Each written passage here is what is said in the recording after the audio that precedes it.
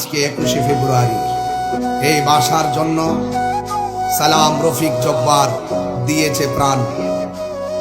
নাম না জানা আরো অসংখ্য বাঙালি তারা দিয়েছে তাজা প্রাণ। তাই তো ওই সমস্ত শহীদরা আমাদের স্মৃতিপটে চির অম্লান।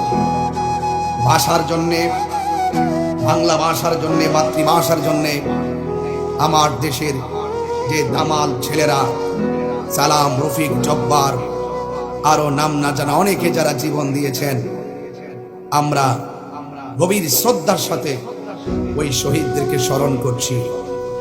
আল্লাহ পাক রব্বুল আলামিন যেন ভাষার জন্য যারা জীবন দিয়েছে, দেশের জন্য যারা জীবন দিয়েছে, এদের সকলের মাকান যেন আল্লাহ পাক উঁচু করে দেয়। জান্নাতুল ফিরদৌসের আলা মাকান যেন আল্লাহ পাক তাদেরকে দান করে। সকলে বলে আমিন।